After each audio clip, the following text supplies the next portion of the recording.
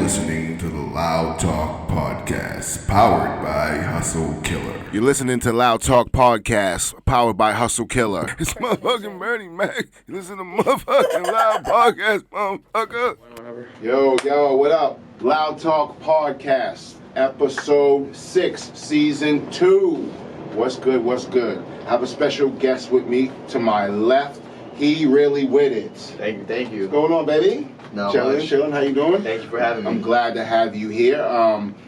I've met you a few times before. I got to see you perform, and we're going to get into all that good stuff. But I like to get people familiar with who we have on. So, real quick, can you tell the people where you're from?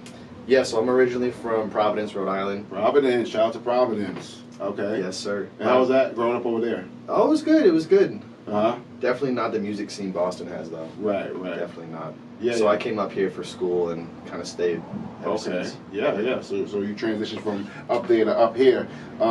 So you're an artist. Can you tell me just a little bit about your musical background? How you became to come into, doing music and being an artist? Absolutely. So when I was younger, I was very into like metal, screamo, hardcore, punk, all that kind of music. Yeah. I grew up at the same time listening to like Biggie. Ooh. So I always had that very influence from a young age. Right. My dad would play Biggie exclusively on the way to school. Word. But at the same time, what I was looking at was stuff like, Blink-182, Linkin Park, Yep. Fall Out Boy, Yeah. and then some of the heavier stuff too with the screaming and, all that later on. Right. So I started playing piano at a very young age. Okay. Probably even before my interest in the kind of metal stuff. Yeah. And then from there, real piano lessons transitioned into self-taught drum lessons. Wow. Where I bought a drum set, just kind of by ear, started with the Ramones, kind of worked my way up in difficulty.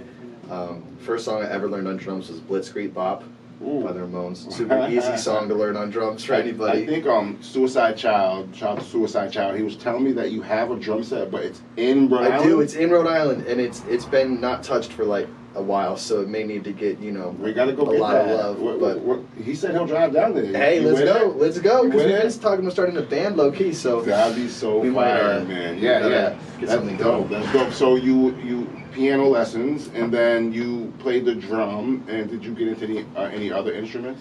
Yeah, so basically, the drums kind of got me into some actual bands with friends of mine. Oh, okay. Where we would just fuck around, people's garages and actually try to write songs. Right. And then from there, it got into the digital production.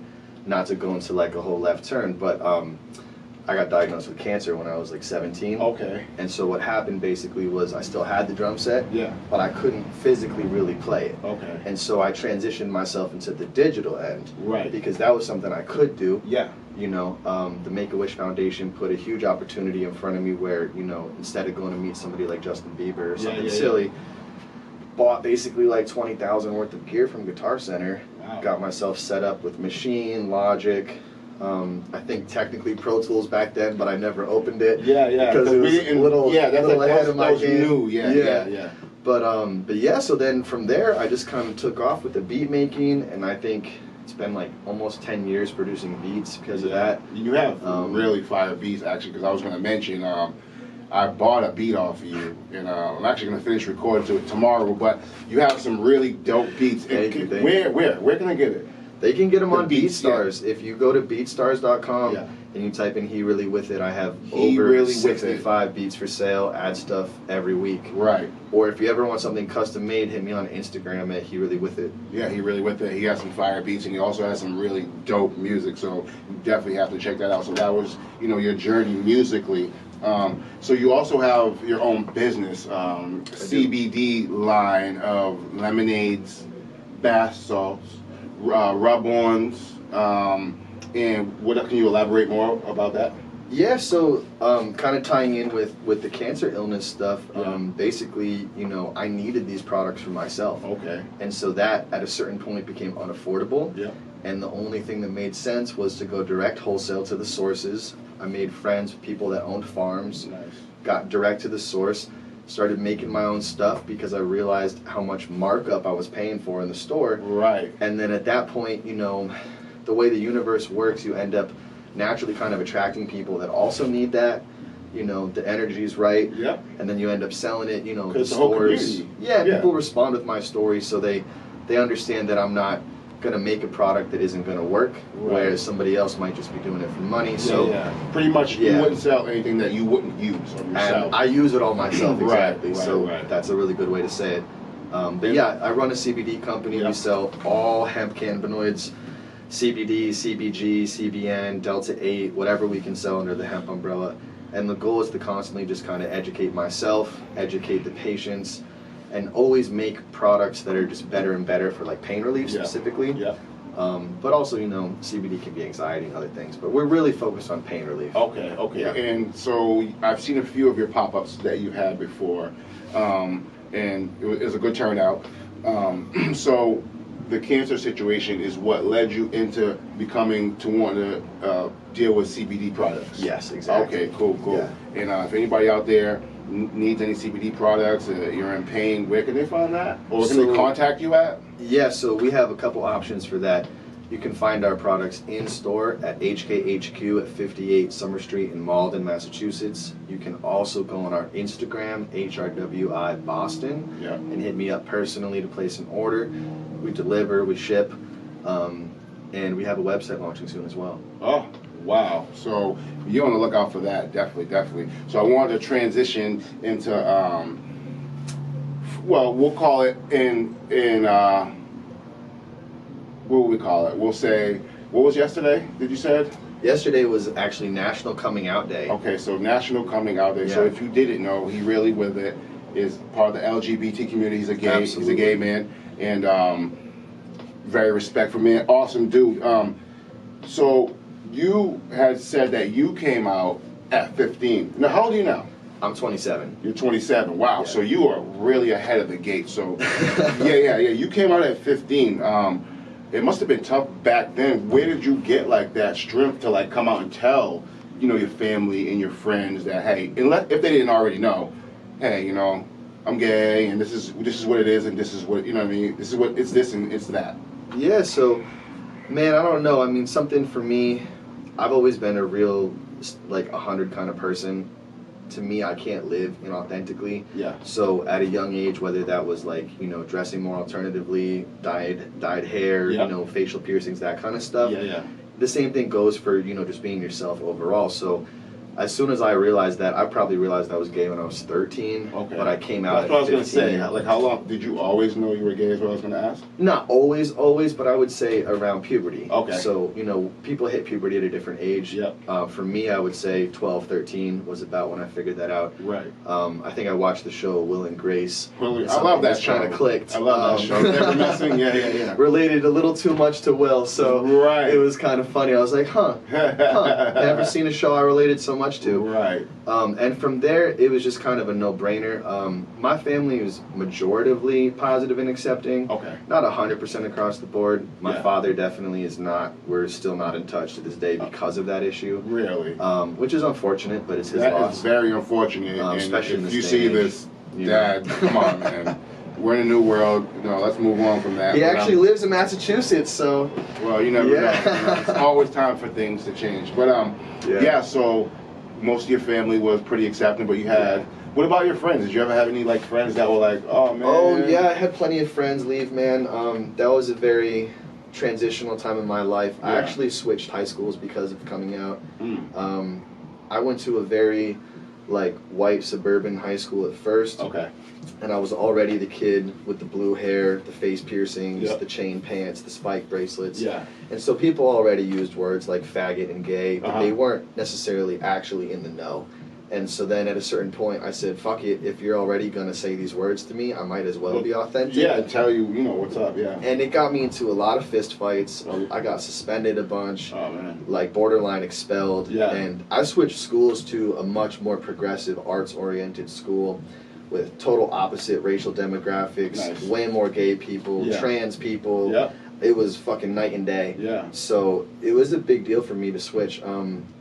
I don't know what would have happened if I had stayed because it was getting pretty bad. Yeah. So I was one of the, I think, one or You two already came out out at that of point, the though. whole kids in the school that was out. Yeah, like I Okay, was out to the okay. whole school. Like people Right, knew, right. and they were not afraid to say shit back then. Yeah. It was a pretty different world. So even the kids that people knew were gay, if they weren't out, people just kind of pretended you weren't. Right. It was really only once you were out and you were in their face that they made it a problem. Right. It's mostly, you know, the football players, you know, the jocks. Super that macho kinda, like, tough guys. Exactly. Who will probably DL yourself. Well, you know, the funny irony is fast forward to college, right?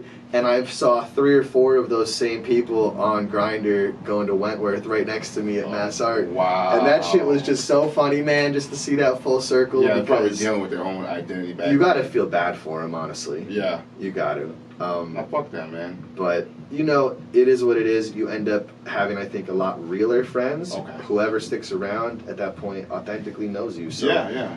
I'll take that all day. All day, you know? over anything fake. Yeah. Yeah, and I will say, shout out my grandma, rest in peace.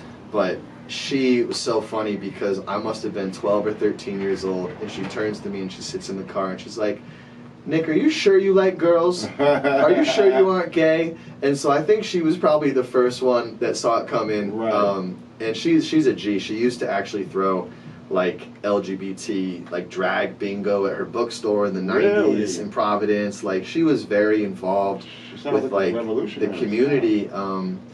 Just even when it was very not cool. So Right, she right. was pretty cool. But yeah, that's So that's how you came to, yeah. you know, coming out to your friends and family, and you know, you went through struggles to get to where you're at now, and you seem very comfortable in your skin. We've had many conversations off camera, and you seem very comfortable with who you are, and I think You gotta it's a be, beautiful man. thing. You gotta be. Yeah. Life's too fucking short. Nobody's worth your time that gives a shit about stuff like this. Yeah, Like, seriously. if they do, it's most of the time because they're unfortunately dealing with it themselves. Right. And that's 99% of the time what the issue is. Yeah. Because otherwise you really don't have a reason to like care. Right, or hate on it or anything like that. That's ridiculous.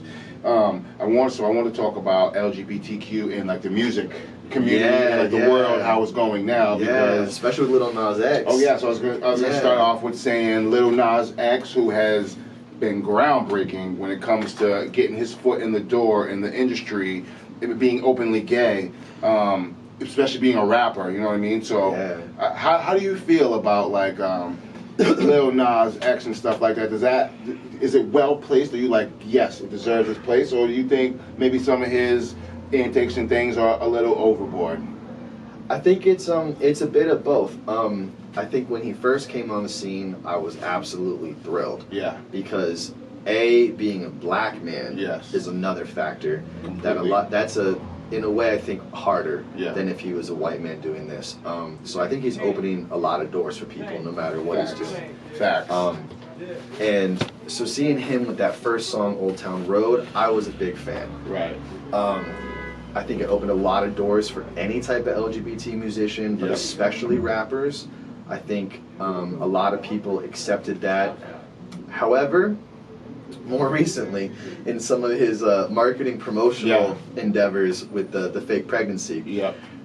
I have somewhat nuanced views on that because part of me thinks it's hilarious and genius, and that he is one of the best marketers of all time. It's working. So. Because it worked, Yep. and people are talking about him, and that's kind of the name of the game regardless. Like, there is no such thing as bad press. Yeah. On the flip side, I worry that, you know, and this is a big issue of contention within the LGBT community, is what's called kind of like assimilating, where there's gay people and LGBT people who want to blend into society. Okay. And they want to be accepted as quote unquote, you know, normal Right. or whatever the standard of like, you know, okay, maybe I'll have some kids, maybe I'll have a dog, like maybe I'll have my nice house in the suburbs. Like they're still kind of following that same dream. Yeah. Then there's the queer radical section, Right. which is about 50-50. And the queer radicals say, fuck heteronormativity, fuck whatever makes you uncomfortable, Yeah. and they push to make you as uncomfortable as possible in the name of progression. Okay, I get that. And I kind of see both. Because I question sometimes, I'm like, why Yeah. would this particular gay person be so over the top? Yeah. Like, okay, we get it that you're gay, but you don't have to not pushing on anyone, but you know what I mean? Like you saying, this is really over the top. But over the top's a good way to describe it sometimes. Yeah. And I think people do it because they spent so long feeling like they could not be themselves. Definitely. That it's overdue for them. And I can respect it either way. So I respect his choice to do that. Me personally, I probably would not do those types of antics. Right. Or I'm trying to Well, fit maybe you into would the if you had the music money. space. No, because for me it isn't about money. Like his choice to have like nude dancers in his videos, Yeah.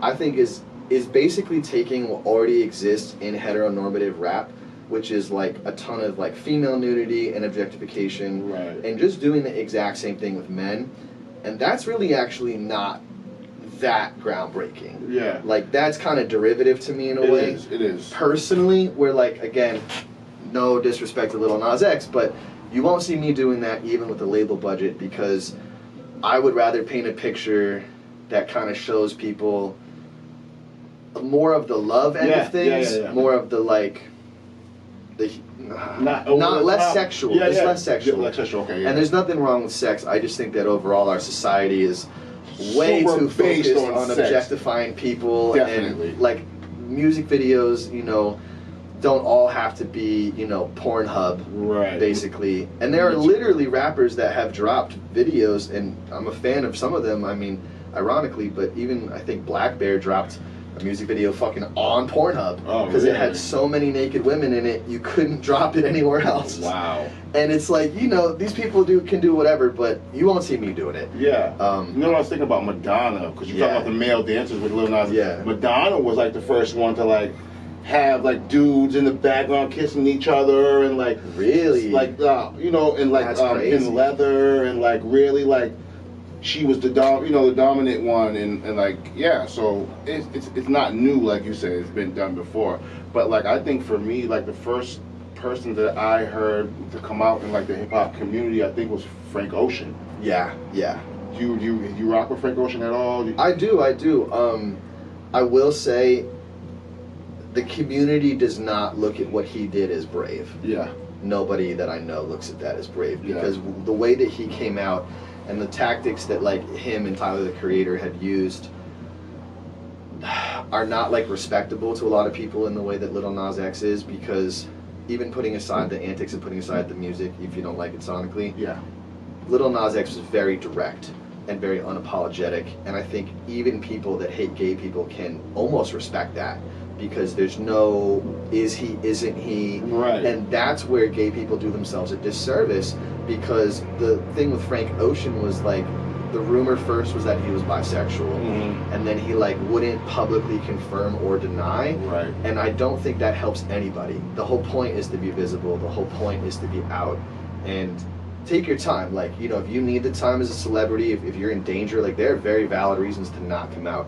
Right. But Tyler the Creator capitalized, you know, off of words like faggot so derogatorily in his early career without any context to explain that. Right. So I don't have the same respect for those types of people coming out as I do for Lil Nas X. Okay. Because they made their money off of the straight dollar first. Yeah. And that's flip-flopping. Yep. And so when, you know, Tyler the Creator like does super sus shit on radio shows now, it's funny to me, but I don't respect him. But is he gay though? Because He is gay. Tyler the Creator is fully 100%? gay. Okay. And he now has fully come out. Okay. But these people, they play games with it. Yeah, They're they do. like, oh, am I? Oh, am I? Right, Oh, right, am I? right. And yo, that shit's so old. It's like Like, leading- there's too much of that in real life. Yeah, yo. exactly. Like, It's like leading into it. Like, my DMs look like that already. I don't need that in the rap world. Right. So like and recently like everybody coming out has gone from top to like older people to younger people, because even like my daughter, she's 9, and her favorite artist like a couple years ago was JoJo Siwa. I've heard that name. Who Yeah, was that? she's the young girl with the bows, and like she took Nickelodeon girl. She took over the storm. She's like the Who Knew Him, Hannah Montana, and okay, she's like the new generation of that. Okay. yeah. So and then she just recently came out. She's a that- singer too? She's a singer. Yeah, Okay. and she recently came out that she's gay and she has a girlfriend wow. and stuff like that. But she has always been like very colorful, and she has like a whole line of bows, all different colors and stuff. But I was saying like as it goes from older to the younger generation, because even Yeah. someone that my daughter looks up to, Yeah. has come out as gay, which I think is freaking awesome. You know what I mean? Yeah. What about Demi Lovato? How do you feel about her? In what context? Because there's two different contexts that are relevant. Is she like when we go back, like people playing with the sexuality, like is it clear or is it not clear? All I know about Demi Lovato, as far as I'm aware, is it's more of a gender conversation than sexuality, and they are a little different. Yeah. As far as I know, she identifies, I believe, as like non-binary. Okay. And as like a they/them kind of situation with the pronouns. So I was going to ask you about that. The pronouns: him, he, she, her. That's a controversial one. Non-binary. That's a controversial one. Does it get complicated? Very when complicated. you start doing that. Very complicated. Do you think that's too much for people to ask for? Like, can I just call you nothing? Can I just? Why do I have to call you they? Or why wouldn't you get offended if you're a woman and I call you her? Well, so real quick on Demi, right? Yeah. So it's hard to know with some of these celebrities because I'm not a Demi Lovato fan, so I don't have intimate knowledge of her career. Right. So it's hard for me objectively to say, oh, is that like just for attention? Is that a PR stunt? Like, is your label telling you to say that? Right. Because it's one of those things that they can't question. Society can't be like, oh, no, you're not, because it's up to you to decide. So it's like, it's very hard to challenge that, especially when you are someone who's famous, because you don't want to be hateful. Right. And I don't think most people have no intent to be hateful. So I think when it comes to stuff like a celebrity, take it with a huge grain of salt, because you have no way to really know unless you fucking know them in real life. True. Is this PR? Is this, because there's something else? And the thing with Demi, she's had a lot of negative controversy because of her heroin use. And so it's hard to not necessarily look at those things and see them as connected, because if you're a celebrity that has been smeared in the press for being a drug addict, you might want something to protect you that is a little shield, and that kind of sucks for people that really are that, if that's the case. Okay. So let's hope that she's really what she's saying, they are. Yeah. And, all love to them, and I hope that's all legit. Now, however, in my own personal life, right, I have friends who identify as either transgender or non-binary. This is my personal mantra. Regardless of what I personally think about that, it almost doesn't matter, because it comes down to a mutual respect. If it's someone that I care about, if I'm your friend, if we do business together, if you're my family member, I'm gonna kind of honor what you want to be called, regardless, because it's a respect thing. Even if I thought theoretically that it was ridiculous, doesn't matter, because it's about respect. In the same way that just have respect for the person. Respect, no matter if it seems a little silly or whatever. And the reason for that is because I read a story yesterday on National Coming Out Day about a 6-year-old, and they came home from school, and they literally said to their parent verbatim, that they were doing life wrong. And the parent tried to ask, what are you talking about? What does that mean? Right? What are you doing wrong? You're 5, 6 years old. You haven't done anything wrong, right? And the kid literally says to them, because I was born a boy, but I'm a girl. Okay, yes. Just says that. So just as early as 6, wow. And that kind of even blew my mind, because I don't think I even knew I was gay that young. Yeah. And so for a kid to know so concretely who they are, you have to almost be humbled by that and be like, oh, fuck, and then the next words out of this kid's mouth was, I want to cut my throat open because I am the wrong thing. And so if that's what a 5-year-old is thinking, this is where it almost don't matter what I think. You know what I mean? Right. And that's how I look at it, that wow, if that stops some little kid from growing up and wanting to do that to themselves, I'll call you they, I'll call you whatever the fuck you want to be called, because that's how I'm looking at it. True. Now, however, I do think there's a fine line, and Canada has been a very hot, contentious place for this, where the legality of language is another conversation. Okay. Because meaning what we're socially doing among peers is a choice. I'm choosing to respect your pronouns. Okay. I believe that's part of mutual respect. Yep. It's disrespectful to not do that if you know somebody identifies that way. If you don't, then you're an asshole if you go out of your way to not respect. You're an asshole. So it's a whole nother thing when in Canada they're trying to basically make it a hate crime law to not use somebody's appropriate pronoun. And that's a little far for me, even as an LGBT person. Yeah, that's a little too much. When you legislate it, I think it goes a little too far, because as long as you have like workplace discrimination laws and as long as you have like hate crime laws, I don't think we need like terminology laws. I think that's pushing it. I think that only comes because people are not getting like the safety in real life that they deserve. Like, there are too many attacks on trans people. There is too much hatred out there. Trans, gay, everybody. And that sucks. Yeah. So I totally see why people in a way want that, because they just want to feel safe. They just want to feel protected and feel regular. And like they everybody's trying to live life. Right. They're trying to have to worry about their safety every single minute of every day. And you know, I have friends that when they get in an Uber and they're transgender, they're terrified because they don't know. Want to speak, so they don't know their voice. There's so many so many details of those experiences. So it's a very nuanced issue, even within the LGBT community. Ignorant dickheads who don't understand. And if you're watching this and you're an ignorant dickhead, you need to not be one, okay? Because the world is slowly changing, and you need to adapt with it. You understand? Because you will get left behind if you don't adapt with it. Remember, I told you that. And it's just about mutual respect at the end of the day, that, you know, whether it was somebody's religion or culture or race or sexuality or gender, if it's people you care about, you should fucking respect them, whatever that is. Definitely. You know? So, like, have you found it hard as a gay artist, gay man, to work with other artists that know that you're openly gay? Because I want to shout out the homie Nico Hustle, who put me on with you with that song. It's called Boyfriend, I believe. Yeah. And is it dropping? Is it dropped there? It's going to drop real soon? It actually already dropped. Okay, it dropped. Yeah. You can find it right now. It's called Boyfriend on every platform. Every platform. And, was Nico the first artist to work with you, or have you worked? Not with many technically. Okay. No. Okay. Nico there's an interesting story though with Nico that I would like to tell on the podcast, because I think it's very important with this song specifically. Right. But the first artist that actually worked with me was Heike Random. Oh, shout out to Heike Random. Shout out to Heike Random. Yeah. He's been my #1 supporter in this whole music shit since the beginning, because I didn't know him for shit, and I just DM'd him on Instagram, and to be fair, I gave him a free beat, but either way, like, you know, took a chance on me. He had like 6,000 followers. Yeah. I was literally nobody, whatever. And fast forward, you know, that tumbled into where we are now. But the story with Nico is very cool, because me and Nico had not met in person yet. And it was, you know, pretty much Instagram through COVID. Yeah. And I had, at that point, worked with both Heike Random and FYNTs. Okay. I had my project out already with Tease, which you can also find on all platforms under Tease's page, Tease Martian. FYN.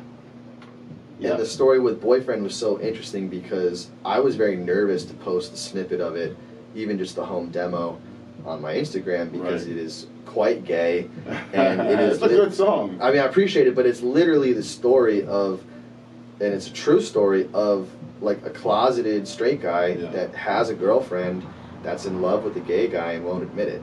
And it's, I mean, that's why the chorus is, you know, why you acting like my boyfriend? Last time I checked, bed empty in the morning. Kind of speaks for itself, you know, like. So you reached out to Nico and he. No, so Nico reached out to me. Woo. And that was what was so love about it, is like, Nico didn't know me for shit. Right. And he asked me if he could be on the song. He commented on the post. And so I DM him and I'm like, hey, I really appreciate that you want to be on the song. Just want to let you know what the song is about, just to make sure you're on board. You know what I mean? I just want to make sure, because, you know, you don't want to, like, you know what I mean? Yeah, you don't. I didn't know what the fuck to think, right? You know, some people might get a little, you know. Yeah, and so whatever. He hits me back with the response that I'm paraphrasing, but basically said, like, if anything, it made him want to do the song more. Right. Yeah, I was actually there when he recorded it. Oh, word. Yeah, I actually got to witness it. He told me all about it, and I thought it was great. I thought it was a good transition into, like, merging the two worlds, you know what I mean? Yeah, and, the hip-hop and the LGBT, they need to merge, because... Especially around here, because you don't see it around here at all. No, kind of, no. You know what I mean? Like, you really don't see it around here at all. So, and, you know, he let me know he had gay relatives, and then, you know, he was cool with the LGBT, and that was so awesome to hear. Facts. You know, and from there, you know, we made the song, and it's doing good numbers right now, so... I'm pretty happy about Boyfriend. it. Yeah. Go look for it on all platforms. He really with it. And we might even shoot a music video for it. I'm not sure, but be on the lookout for that. Happening. You know what I want to say? Now that National coming out and all this stuff, we're seeing a lot more placement in things that it might not need to be. Like, do you feel like the gay agenda is being pushed sometimes a little too much where it's unnecessary? Like I was gonna say Bert and Ernie, but they're obviously. You talk about like the superhero stuff recently? Superhero stuff. Because I've seen that. Yeah, like. This is how I would respond to that. So, I do think that there is a corporate agenda. Okay. I wouldn't so use there is the agenda word, though. I wouldn't use the word gay agenda because I don't think it's like regular gay people that have an agenda at play. I think that there are people who see the acceptance of LGBT issues rising. Yeah. And that it is a business decision to, in the same way with Pride Month, you see all these mega corporations go rainbow. Definitely. And as soon as July 1st comes back, all the logos go back to normal. Right. So we call that in the LGBT community performative allyship. Okay. Which is a fancy way of saying like, they're just trying to make money off it. pretending to be cool with it, regardless of what you really think, so that you can make money off of it. Is that cool or is it not? Oh, fuck no. Not cool at all. That's the same thing as, I mean, I don't want to, let's not compare it to anything else, but it's offensive. It's offensive. Let's just say that. Because what it means is like, none of these people really give a shit about the LGBT community. They are trying to make money off of us. And that's not okay. And so I would say that is why people see what is arguably a gay agenda, because what you're seeing is mega corporations like DC and Marvel, specifically recently, are taking, superheroes that have been in existence for decades as one way, right? Right. And for the record, some superheroes have always been gay. Yeah, definitely. But they have never been the major characters. But like a Robin, like a Batman and Robin? And so that's what's interesting is like 100%, even though as a gay man, part of me like wants to see that, because if it was genuine, it would be real representation. Right. But the issue is that it's fake and it's performative allyship. And so that's the problem, because they're only doing it to try to take our money. They're not doing it because it's really true to the story. They're not doing it because it's true to anything. Right. And so that's bullshit. We don't support that. Yeah, okay. So I think it's problematic that they're changing every superhero to be gay, and that, saying, oh, this is gay, because unless historically it really was. And again, there are heroes that in that world, DC and Marvel, have always been bisexual, have always been gay. Because it goes deep, But not Batman, not Robin. Like, those are just not Robin, the ones. Those are just not the ones. There was always the joke about Batman and Robin, but that's truly inappropriate if you actually know the story, because Batman adopted Robin. That's his son. So that becomes like incestual very quickly. That's not appropriate. So I think that it just needs to be understood that what they're doing is for money, and people don't need to associate it with real gay people. Because real gay people are not calling DC and Marvel and saying, yo, make our superheroes gay. Yo, Netflix, make every single show gay. These companies are deciding it on their own because they see it as a profitable opportunity. And that is who you need to go protest if you have an issue with seeing this shit. Little Boozy, if you have an issue with it, because I know you do, he's very outspoken. He's very outspoken. I fight him immediately. You know what else? So can you tell, we'll switch gears just real quick. You got any upcoming projects, any shows? Tell people about? So I have a bunch of singles I'm working on. Okay. I'm still figuring out the release order, but you could expect probably 2 or 3 new songs from me in the next few months. Okay. And I'll give a little hint. I'm definitely dropping Hurricane Baby. And if you've seen that teaser on Instagram, you know it's probably one of my best songs yet. Hurricane Baby. So definitely working on dropping that. I have some other stuff in the works that's more of like a hyperpop single. Okay. Are you familiar with hyperpop? Not really, but you can take me there. So hyperpop is, I want to say, what is it, Gen Z? Okay. That's the newest one, right? Yeah. That's really like only them are really making that music right now. It's a lot of 16, 15, 14, 17-year-olds, right? Okay.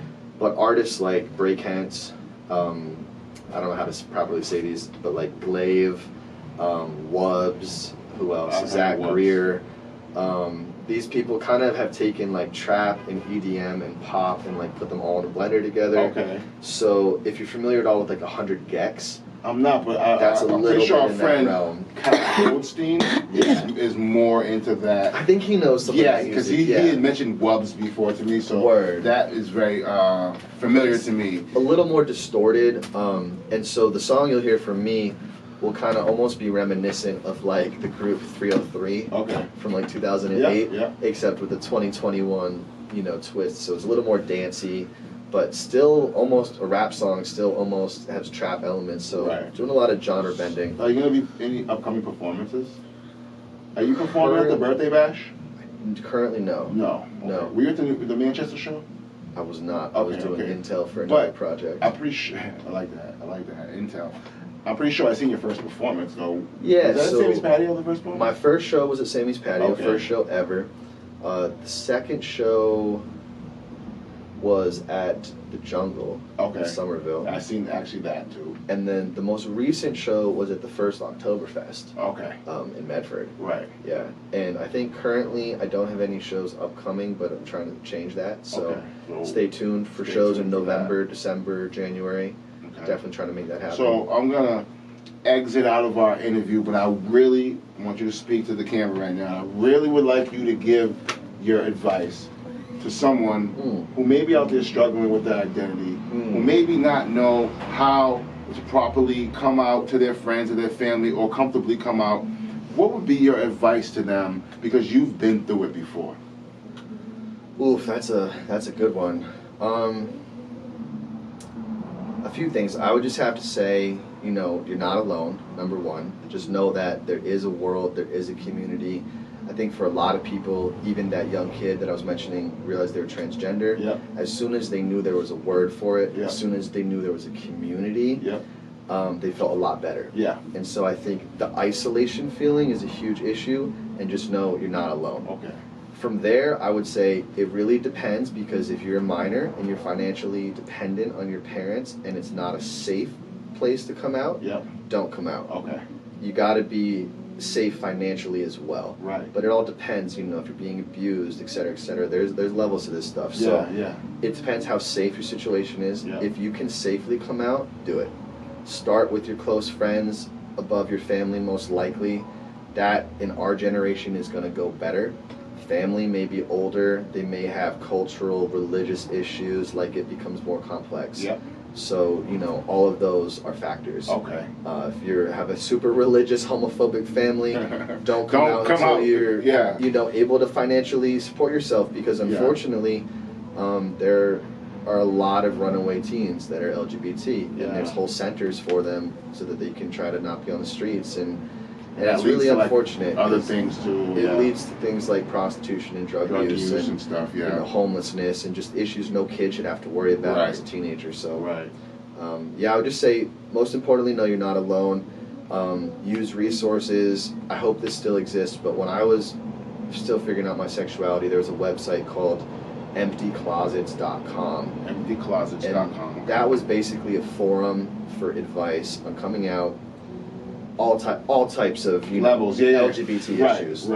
Covered the whole board. Everything from intimate stuff to coming out to safety issues to politics to whatever. So I would say use the internet.